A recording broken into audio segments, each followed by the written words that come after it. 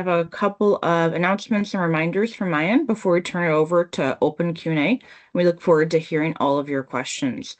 So first off, just a quick reminder, if this is your first time joining, we do have weekly office hours that we have for those that are in the US and EMEA, weekly from 8 to 9 a.m. Pacific time. And then we also have monthly office hours for those in APAC that occurs on the second Wednesday of each month from 4 to 5 p.m. Pacific time. So in between any of these office hours, if you do have any questions or any items that you want to dive into with the Semantic Kernel team, we use GitHub discussions and we go through and triage those daily. And so look forward to hearing from you there. I'm going to put some links in chat as well.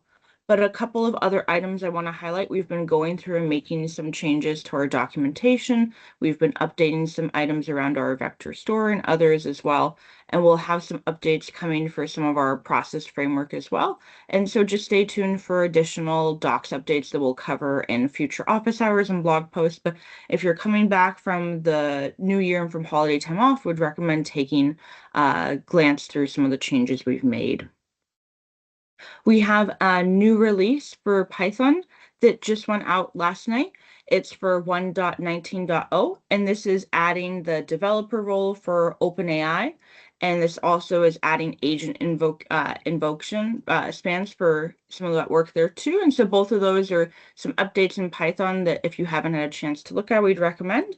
And then I've highlighted this in the past office hours, but I'll just bring it up again that we have our release for .NET for 1.33.0. And so there are a number of different changes that have gone into that. So if you are on .NET and you haven't had a chance to go through and look at that yet, we recommend as well. And I put the link in chat to that first one at the top. I do want to highlight we've had a number of customer and guest blogs on our Semantic Kernel blog. And so if you haven't had a chance to look through, this is a great time to see what others are doing in the space. There's a great case study from ServiceNow of how they went through the integration with Copilot and really wanting to have more flexibility and using Semantic Kernel. So that's a great one to look through and highlight. I've linked to the blog there in chat. And then with that, I've put a bunch of other links to backlog and our recordings in chat. But with that, we'd love to go and open it up to questions you may have. Feel free to come off of mute, or if you want, type in chat and I can read them out as well.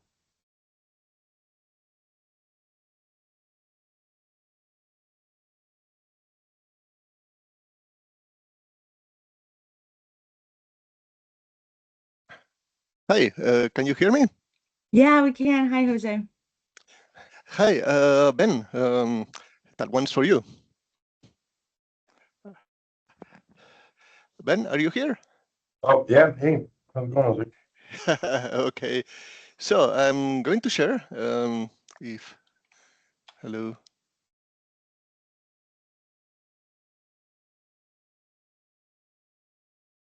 Oh, damn. I don't know if you hear me, but Teams hanged. And yeah, we can hear you now. Yep. Okay, so I lost my screen, so I cannot. I'm going to restart my computer and then come back again, and then I will. Okay, perfect. You can share do the this. screen. Perfect. Okay, see you in a moment. Okay, thanks. In the meantime, while Jose is going through to restart, are there other questions that folks may have? I'm not seeing anything in chat, but we'd love to hear from you if you want to come off of mute. Yeah, Sophie, just a question. I know we kind of talked about somebody coming in and giving an overview about what's coming in Semantic Kernel 2.0 release for .NET. When do you have a rough ETA of when that would happen in this forum? Yeah, great question. We're going through right now our roadmap planning, and we've been getting some kind of validation from teams going through that, and we will be coming back to this office hours to share up shortly. I see that Sean is off of mute too, so I'll turn over to Sean. Yeah, a couple things there. I mean, I think first, thanks of all, Sophia, for not throwing me under the bus. I may have mentioned in the last community call that we'd be, talking about our future roadmap in this call. We'll do that. We'll do that next week, and we'll have a companion blog post to go over that specifically. Now, I'll look specifically at like the next 6 months. As far as Semantic Kernel 2.0 specifically, that's not really something we're thinking about too much right now. We still got some features that we like to put into 1.0 as like agent framework and process framework. Get there. And we really, 2.0 for us means that's a place where we'll start making some breaking changes and adding substantially new features, and that's just not something that we see as necessary just yet. As far as like new features getting added, for sure a lot of stuff in the agentic space to our agentic framework. We've been talking a lot about process framework. That's kind of a great thing to try in Semantic Kernel. That's kind of the next big thing that we'll be working on within the team, as well as adding things like real-time audio capabilities and more connectors and capabilities around memory as well. But yeah, we'll talk about that a little bit more next week. Semantic Kernel 2.0, not anytime soon. Not in the next 6 months, probably not in the next year. Maybe we'll start thinking about it after 6 months. But yeah, in general, lots of new stuff coming, but 2.0 is still a twinkle in our eye right now. All right. And Thank you so much, John. Jeevan, I was just curious, are there certain features that you're looking for when you mentioned 2.0? Are there certain things that you're wanting to see out of experimental for that stage? I'm just curious from your feedback there to what you're looking for. It kind of helps us with our planning. No, we were mainly interested in understanding the evolution, right, and what shape it's going to take, Sophia. So that was more of our where we were coming from. Got it. Yeah, we'll look forward to diving into that next week. I see a good question in chat from Heinrich for the Python update. I mentioned with the package that there's a developer role that was added, and just kind of question on what is that. I know for Evan, this is bad timing, but Tao, I see you're on. I know is some of the work related around OpenAI, but would you mind diving into that a bit? We'd love to learn more.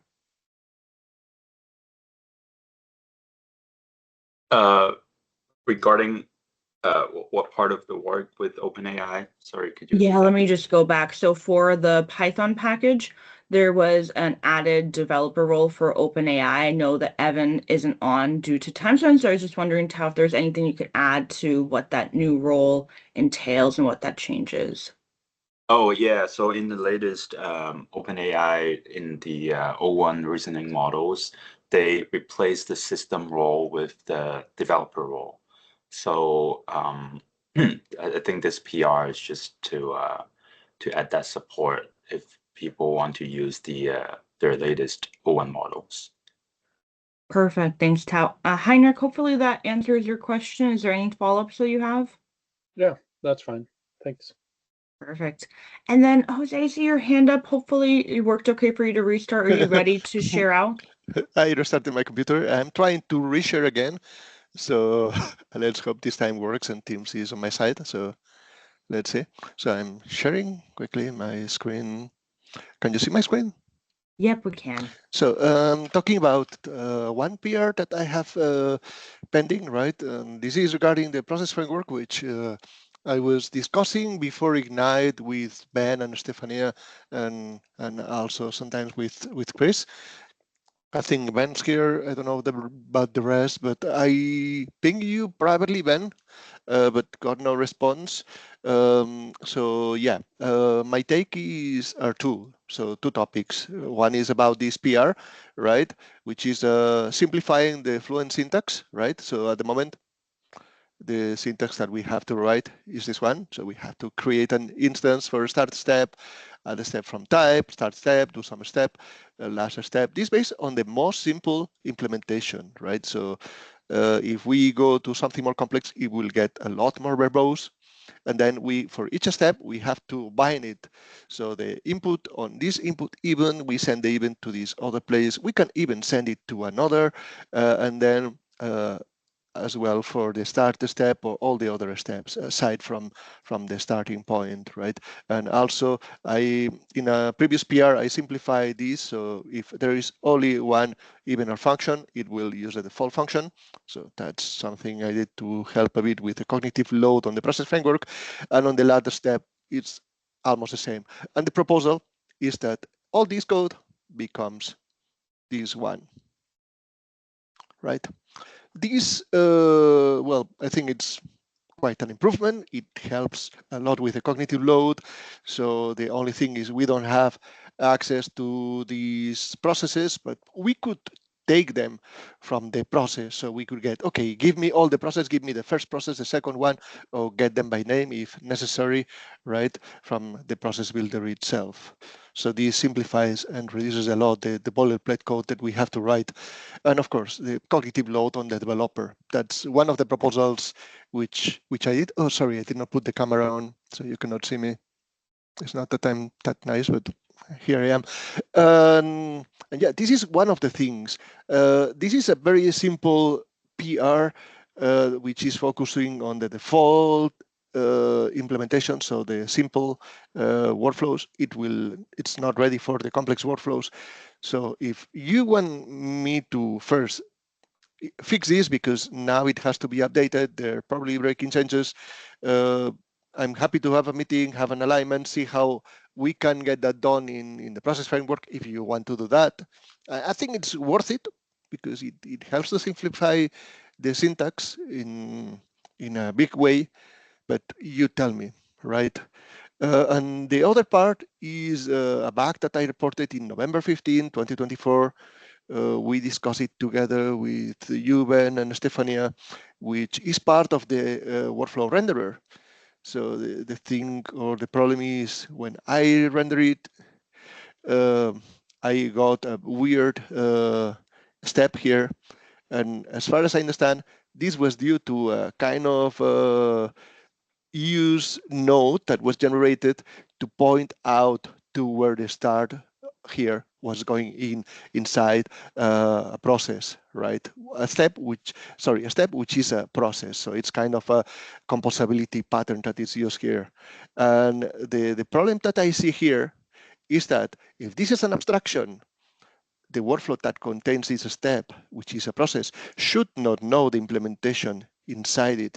And with this, it knows it. So it's kind of breaking the pattern. So I think it's a problem and should be fixed. So I'm also happy to discuss this part. So I just wanted to bring that forward with the team, and happy to help on my free time. But yeah, at one point is you tell me. Yeah, no, this is all great. I mean, it looks super good. I think, yeah, sorry for not responding to you sooner, but let's get these PRs back up on top, and I'll take another look at them and get stuff in soon. Or at the very least, we can talk more about what needs to change. Okay, sounds good to me. I mean, I'm happy to contribute, happy to put my time here, and I would really love to see the process framework to be the most successful, because it has the potential to be, right? So to me, it has two things: that it has to be fully compliant to a graph visualization, right? And the other thing it is the syntax, the fluent syntax. It has to be as less painful as possible to the developers. And I think every effort you can put, or we together can put on it, is a plus, and it's a win-win, right? Yes, definitely. I agree completely. Thank you. Okay, great. So that was this on my side. Thanks so much for the question, Jose. Really appreciate it. I see a couple in chat. There's one around, do we know when the real-time API abstraction will be in Semantic Kernel? Just looking at who's on the call. Chris or Ben, do you want to take this one with the API abstraction? I think it's it's about real-time audio or real-time chat. Oh, sorry. thank you. Sorry to bring up the chat right now. I don't see the question. I mean, if it is about real-time audio, I don't know if Eduard's on the call. Happy to talk about that. Our plan is for it to come in this semester. I don't want to put Eduard on the spot, but I saw a pretty cool demo of it yesterday, so I think it's coming along nicely. And I think there might be like an ADR available for it in a pull request if folks want to take a look at that right now. Someone knows where that is. I'll look for it now and drop it in the chat unless someone else has it offhand. Any kind of questions specifically around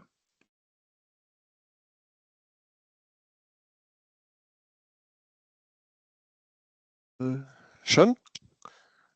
I understand that we're talking that you are implementing real-time support in Semantic Kernel, right? Yep. Oh, nice, beautiful. Are you going to support WebRTC? So there's two options with the real-time APIs typically. Most of them have have a WebSocket based approach or a WebRTC approach. Mm. I don't actually know which one we're heading for right now. I know that Eduard is looking at that on our team. I think the trend was towards WebRTC because that saves us from having more client code. Yeah, it makes everything a lot more simple. Yes, fully yeah, agree. exactly. But I don't know that 100% for sure. Yeah, but I think that's the plan. I'm very interested on the evolution of that, and the reason is I'm collaborating in a framework. I've been these holidays working on some guys which are from Texas, and they are developing a pretty cool thing which we will probably show in a few days. Yeah, happy to sing and align, and also to test it internally because we are developing that part. And if you are doing that, probably we may drop what we're using and use the semantic kernel implementation. Yeah. So I mean, what I would suggest, I think, I don't know, Eduard's on the line. Let me see if I can find the Yes. the ADR for it, and please give us some feedback and give it a try early, even if it's just sitting in a branch. That certainly helps us out a lot. I'm happy to share privately at the moment the link to the open source project because it's not yet fully ready. We want it to be fully ready, but what we have been working is an implementation that at the moment it covers both. So you can pick at it, but at the moment it's not yet fully ready for that. Yeah, I love that. I mean, you can reach out to me directly, shahen@microsoft.com or sphenry at GitHub. If you have something you want to share. Okay. I don't know if I have you in the link here in Teams, but all right, I'll do the dangerous thing and I'll put my email address in the chat. Okay. It's at your risk, you know that.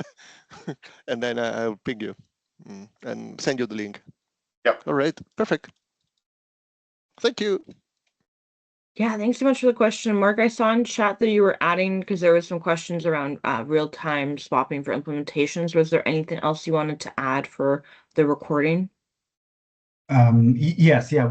So just responding to that question, so we are working on a set of abstractions for those modalities like text to speech, and they're going to be added to on the .NET side. They're going to be added into the Microsoft Extensions AI abstractions, and then we'll adopt those in Semantic Kernel, and we'll do something equivalent on the Python side. Perfect. If there are any other questions, feel free to come off of mute or put them in chat. I'm going to move on to our next topic. And I'm seeing, Sergey, I see the question around unit testing. Do you want to come off of mute to dive into that a little bit more? Yes, of course. So I'll try to find a few unit tests in SK repo showing samples how the auto function allocation filters can be tested in your code base. I think that should answer your questions, Hon, right? Yeah, sure. That's fine. I just wanted to see if there's any more kind of current examples, like because I know the one that you posted was quite a while ago. I wasn't sure if there's any more new development or anything related to more new unit testing that you've recently done. That's just the general inquiry, in particular the auto invocations. So if there is any examples of that, I see there is some, but that was earlier last year. And the reason you're looking for this is just like in your code, you're using auto function allocation filters, and you would like to cover them in your code base with unit test, and you're looking for inspiration and looking at the way how it can be done. Am I correct? Correct. Yeah. Okay. I'll try to find a few for you. Okay. Thank you so much. Great. I'm seeing another couple questions in chat. Let's see. Rasmus, would you mind coming off with me? We'd love to actually hear more about your question for the release of 01 and some of the questions you have. Would you mind coming off of mute?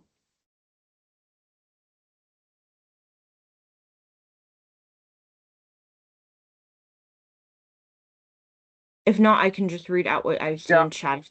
Oh, great. I'm here. So yeah, it seems like the OpenAI full release that was released back in late December is not supported by Semantic Kernel, and it's not supported by the Azure OpenAI NuGet package itself. So it makes sense, of course, that you can support it. But if there was any news or any inside team collaboration where you have talked about when it should happen?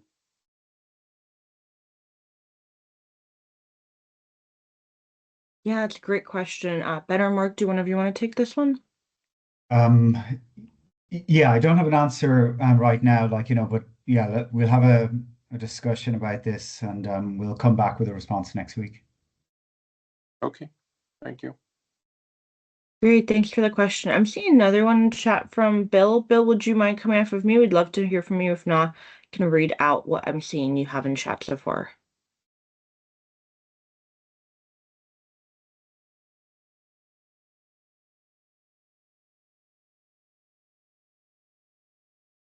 So what I'm seeing is there any doc that describes what to expect for default or effective values of max tokens, temperature, and some of the other items there? I see Dimitro just responded in chat. Dimitro, would you want to come off of mute and dive in a little bit more? Yeah, I shared the link to the API reference of the class that allows you to specify values like temperature, top P, and max tokens. I see the default value for temperature and top P is specified here. As for max tokens, it's not specified, and yeah, I think we can update the documentation if it's possible, or I'm not really sure like if there's any kind of default value. I will need to double check that. But I think you can use that documentation, and if you see that there's some missing information, definitely let us know and we will update it as soon as possible.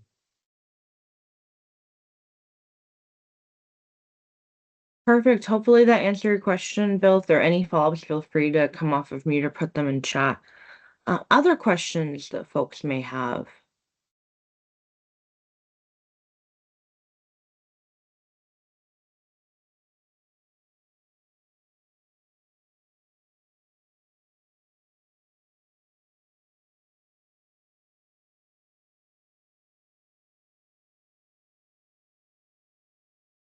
If there are other questions, feel free to come off of mute. I'll keep on watching the chat too if folks are typing, but we'd love to hear from you.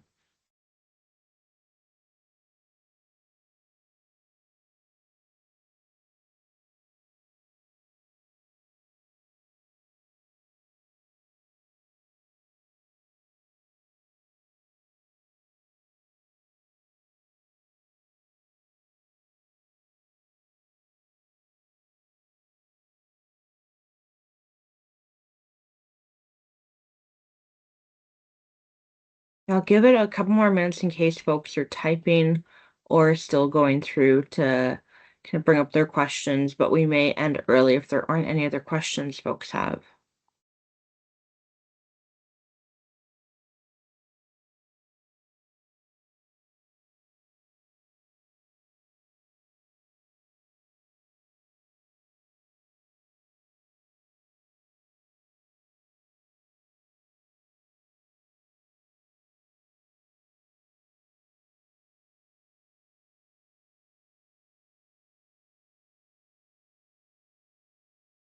Great. Well, if there are no other questions, we'll go ahead and end office hours early. I'll go ahead and stay on in case there are any other questions that do come up that folks have, but want to thank everyone for joining and see you next week.